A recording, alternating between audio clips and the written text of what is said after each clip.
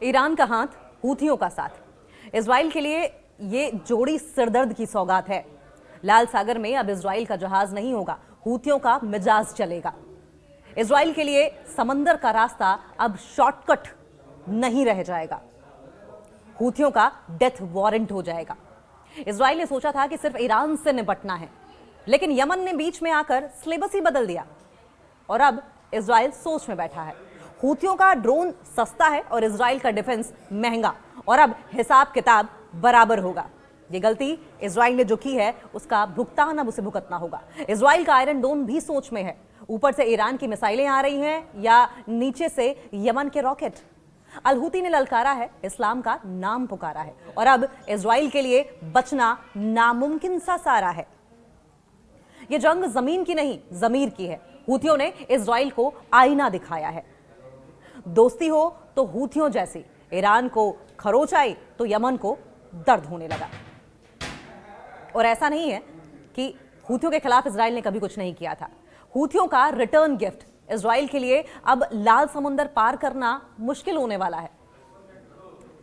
अब इसको ऐसे समझिए, लीजिए साहब, मिडिल ईस्ट के अखाड़ों में एक और एंट्री हो गई है। यमन के हूथी नेता अब्दुल मलिक अल हूथी ने यह साफ कर दिया है कि अगर ईरान पर आंच आई तो वो तमाशा नहीं देखेगा, क्योंकि जख्म तो इजराइल ने हूथियों को भी दिए हैं। अब इजराइल और अमेरिका के लिए सिरदर्द सिर्फ तेहरान से नहीं बल्कि यमन के पहाड़ियों से भी आने वाला है। और आइए ये समझते हैं कि हूथियों का ये प्यार इजराइल को कैसे झुकने पर मजबूर कर सकता है। शायद इजराइल ने कभी सोचा भी नहीं होगा, क्योंकि अगर लाल सागर की बात करें तो स्ट्रेटेजिक लिहाज से रेड सी बहुत इंपॉर्टेंट है, जिसमें हूथियों ने नो एंट्री का बोर्ड लगा दिया है इजराइल अमेरिका के लिए। इजराइल सोच रहा था कि ईरान को मजा चखाकर वो चैन की सांस लेगा, लेकिन हूथियों ने उनके ट्रेड रूट को, उनके व्यापारिक रास्तों की चाबी अपने हाथ में ले ली है अब। और अब इजराइल के जहाजों को लाल सागर से गुजरने के लिए वीजा नहीं बल्कि हूथियों की मिसाइलों से दुआ मांगनी होगी, परमिशन लेनी होगी। और अगर हूथियों की मिसाइलें रहम खाएंगी तो ट्रेड होगा, और अगर रास्ता बंद हुआ तो इजराइल में सामान की कीमत ऐसे बढ़ेगी जैसे रॉकेट की तेजी के साथ वहां पर महंगाई बढ़नी शुरू हो जाएगी। नंबर 2, सस्ते ड्रोन। हूथियों के पास एक बहुत बड़ी पावर यह है कि उनके पास सस्ते ड्रोन है और उधर महंगा आयरन डोम है। एक तरफ सस्ते ड्रोन, दूसरी तरफ महंगा आयरन डोम। इजराइल का आयरन डोम बहुत ही हाईटेक है, लेकिन हूथियों के पास वो जुगाड़ है, वो जुगाड़ू ड्रोन है और मिसाइलें हैं जो बहुत सस्ती पड़ती हैं। अब इजराइल को लाखों डॉलर की मिसाइलें दागनी पड़ेंगी सिर्फ उन ड्रोन्स को गिराने के लिए जो शायद हूथियों ने पॉकेट मनी से ही बना लिए हो। या तो अब इसे इस तरीके से कह लीजिए, ये तो वही बात हुई कि मक्खी मारने के लिए तोप चलाना पड़ा, और तोप चलाने में ही इजराइल बर्बाद हो जाएगा। इस्लाम पर हमला, इमोशनल कार्ड की भी एंट्री हो चुकी है। अल हूती ने इसे इस्लाम बनाम दुश्मन की लड़ाई बताकर मामला ही बदल दिया है, और अब यह सिर्फ 2 देशों की जंग नहीं रही है बल्कि एक धार्मिक मोर्चे की शक्ल ले चुकी है। इजराइल ने सोचा था कि वो ईरान को अलग थलग कर देगा, लेकिन यहां तो हूथियों ने भाईचारे का ऐसा हाथ बढ़ाया है कि अमेरिका और इजराइल अब नए मैप देखने पड़ेंगे उन्हें। नंबर 4, 2 तरफा मार, डबल ट्रबल कह लीजिए। इजराइल पहले ही लेबनान और गाजा के मोर्चों पर बिजी दिखाई दे रहा है। अब इतने मोर्चे खोलेगा तो कहां कहां से निपटेगा, कहां कहां से रिसोर्सेस लाएगा, कितनी मिसाइलें लाएगा, कितने आयरन डोम खड़े करेगा, कितने सैनिक लाएगा, ये बात इजराइल ने पहले सोची नहीं। और अब यमन से आने वाली धमकियों ने उनकी 2 फ्रंट वॉर की प्लानिंग को भी 3 फ्रंट बना दिया है।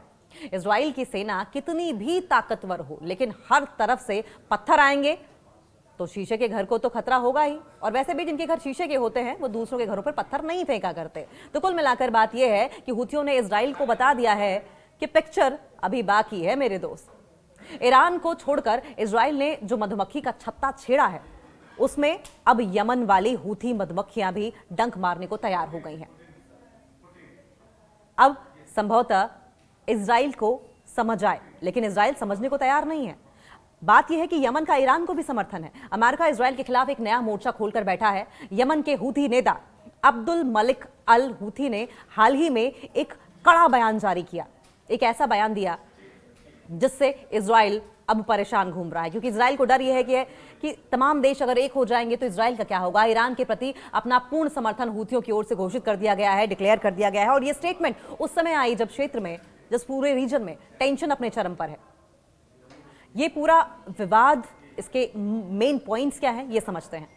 इस्लाम और मुसलमानों पर युद्ध की बात कह दी है, इस्लाम और मुसलमानों पर जंग की बात कह दी है। अल हूती ने इजराइल और अमेरिका द्वारा ईरान पर किए गए हमलों को लेकर केवल एक राजनीतिक टकराव नहीं कहा, बल्कि इस्लाम और सभी मुसलमानों के खिलाफ युद्ध करार दिया है। इस्लाम और सभी मुसलमानों के खिलाफ जंग करार कर दी है। और उनके मुताबिक ये आक्रमण, ये अटैक केवल ईरान तक सीमित नहीं है, बल्कि इसका मोटिव, इसका उद्देश्य पूरे मिडिल ईस्ट को डिस्टेबलाइज करना है। नंबर 2, हूथियों की अगर भूमिका की बात करें, तैयारी की बात करें, तो हूथी नेता ने साफ साफ कह दिया है कि उनका संगठन, उनकी ऑर्गेनाइजेशन ईरान और वहां की जनता के साथ कंधे से कंधा मिलाकर चलेगी, कंधे से कंधा मिलाकर खड़ी है। उन्होंने ये वार्निंग दी है कि वे किसी भी स्थिति में और विकास के लिए पूरी तरीके से तैयार है।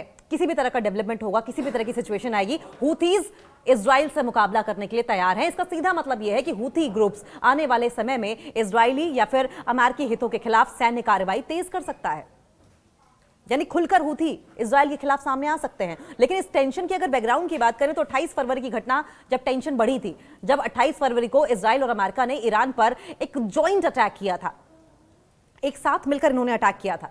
ईरानी अधिकारियों के दावे के मुताबिक इस हमले में लगभग 1300 लोग मारे गए थे, 10,000 से ज्यादा लोग घायल हुए थे। और सिर्फ इतना ही नहीं, इसी के जवाब में बाद में ईरान ने उन गल्फ कंट्रीज, उन खाड़ी देशों इराक और इजराइल पर ड्रोन और मिसाइल से अटैक किए, जहां पर अमेरिकी मिलिट्री बेसेस हैं, जहां पर अमेरिकी सैन्य ठिकाने हैं। नंबर 4, इसका प्रभाव क्या होगा? देखिए, क्षेत्रीय युद्ध का खतरा बढ़ जाएगा, रीजनल क्लैशेस बढ़ेंगे। हूथियों के इस खुले समर्थन से लाल सागर यानी कि रेड सी और आसपास के समुद्री इलाके की अगर बात करें, आसपास के समुद्री व्यापार मार्गों पर खतरा बढ़ सकता है। ध्रुवीकरण होगा। ये लड़ाई अब केवल 2 देशों के बीच की लड़ाई नहीं रह गई है, ये 2 देशों के बीच की लड़ाई से बढ़कर प्रतिरोध के धुरों यानी कि एक्सेस ऑफ रेजिस्टेंस और पश्चिमी गठबंधन यानी कि वेस्ट कंट्रीज का जो अलायंस हो रहा है, उसके बीच का बड़ा युद्ध बनती जा रही है।